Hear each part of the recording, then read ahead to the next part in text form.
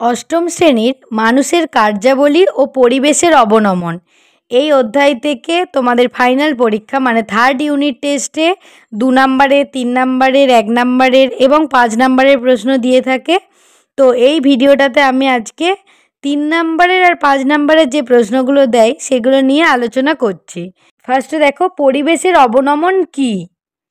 পরিবেশের অবনমন হলো পরিবেশের গুণমান হ্রাস পাওয়া, প্রকৃতির নেতিবাচক ক্রিয়াকলাপ এবং মানুষের অবিবেচনাপ্রসূত যথেচ্ছ কার্যাবলীর ফলে পরিবেশের গুণমান হ্রাস পেয়ে এমন এক অবস্থার সৃষ্টি হচ্ছে যে পরিবেশের ভারসাম্য ও সহনক্ষমতা নষ্ট হচ্ছে। একে পরিবেশের অবনমন বলে। পরিবেশের অবনমনের কারণগুলি কী? এই প্রশ্নটা তোমাদেরকে বেশিটা 3 নম্বরে দিয়ে থাকে। এভাবে ঘুরিয়েও দেয় যে পরিবেশের অবনমন কিভাবে ঘটে। তো দুটো প্রশ্নেরই উত্তর এক। দেখো, পরিবেশের অবনমনের কারণগুলি হলো 1 প্রাকৃতিক কারণ আর 2 হচ্ছে মনুষ্য সৃষ্ট কারণ। প্রাকৃতিক কারণ, যে সকল প্রাকৃতিক ঘটনাবলীর কারণে পরিবেশের অবনমন ঘটে সেগুলি হলো ভূমিকম্প, বন্যা, খরা, দাবানল, ঝড়, ধস, অম্লবৃষ্টি, সুনামি প্রভৃতি। মনুষ্য সৃষ্ট কারণ, যে সকল মনুষ্য সৃষ্ট কারণগুলির ফলে পরিবেশের অবনমন ঘটে সেগুলি হলো দ্রুত জনসংখ্যা বৃদ্ধি, জীবাশ্ম জ্বালানির দহন, অপরিকল্পিত নগরায়ন, বৃক্ষচ্ছেদন, কৃষিতে মাত্রাতিরিক্ত কীটনাশক ও রাসায়নিক সার ব্যবহার, জলাধার নির্মাণ, প্লাস্টিকের অনিয়ন্ত্রিত ব্যবহার। তারপর দেখো, পরিবেশের অবনমনের প্রভাব বা ফলাফলগুলি লেখো। পরিবেশের অবনমনের ফলাফলগুলি হলো 1 প্রকৃতির ওপর প্রভাব, 2 জীবজগতের ওপর প্রভাব, 3 অর্থনীতির ওপর প্রভাব। প্রকৃতির ওপর প্রভাবগুলি হলো প্রাকৃতিক সম্পদের হ্রাস, দূষণ সৃষ্টি। কী কী দূষণ হয়? বায়ু দূষণ, জলদূষণ, মৃত্তিকা দূষণ এগুলি হয়।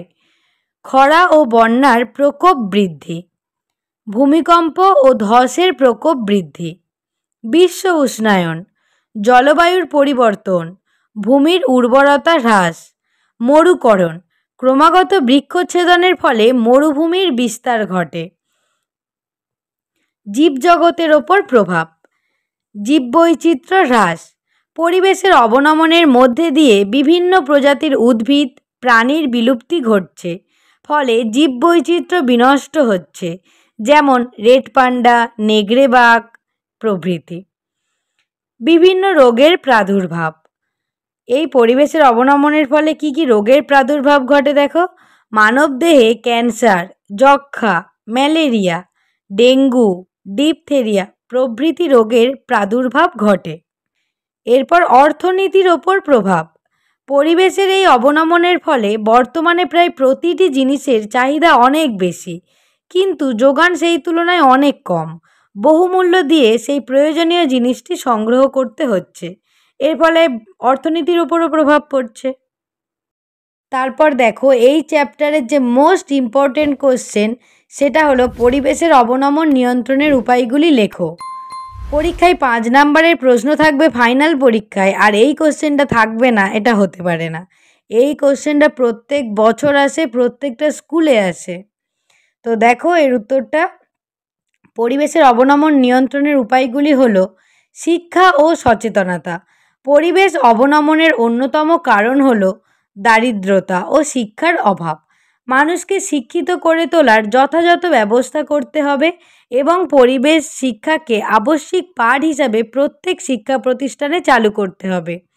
সম্পদের ব্যবহার নিয়ন্ত্রণ, প্রাকৃতিক সম্পদের ব্যবহার নিয়ন্ত্রণ করতে হবে। জীবাশ্ম জ্বালানির পরিবর্তে পরিবেশ বান্ধব শক্তি বেশি ব্যবহার করতে হবে। সম্পদের পুনর্ব্যবহার, সম্পদের পুনর্ব্যবহারের ওপর জোর দিতে হবে।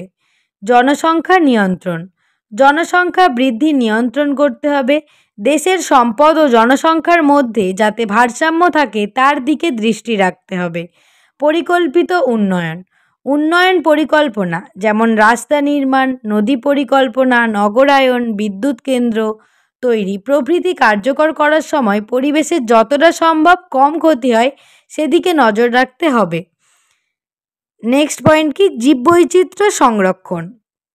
বিভিন্ন প্রাণী ও উদ্ভিদকে তার নিজস্ব পরিবেশে বাঁচিয়ে রেখে জীববৈচিত্র্য সংরক্ষণ করতে হবে। বন সৃজন বৃদ্ধি। প্রচুর পরিমাণে গাছপালা লাগিয়ে পরিবেশের ভারসাম্য ফিরিয়ে আনতে হবে। উপযুক্ত ভূমির ব্যবহার। জমির অবস্থান, মাটির চরিত্র এবং জমির অন্যান্য বৈশিষ্ট্য পরীক্ষা করে জমির ওপর যে কোনো পরিকল্পনা গ্রহণ করা প্রয়োজন। প্রচার মাধ্যমের দ্বারা জনসচেতনতা বৃদ্ধি। সর্বোপরি বিভিন্ন প্রকার প্রচার মাধ্যম যেমন খবরের কাগজ, রেডিও, টেলিভিশন প্রভৃতি দ্বারা পরিবেশ অবনমনের কুফল সম্পর্কে জনগণকে সচেতন করতে হবে এবং এই অবনমন রোধে তাদের দায়িত্ব ও কর্তব্য সম্পর্কে অবহিত করতে হবে। আইন প্রণয়ন। পরিবেশ সংরক্ষণের জন্য সরকারকে কঠোর আইন প্রণয়ন করতে হবে। 5 নাম্বারের জন্য আমি যে উত্তরটুকু দিলাম এটুকু লিখলেই যথেষ্ট।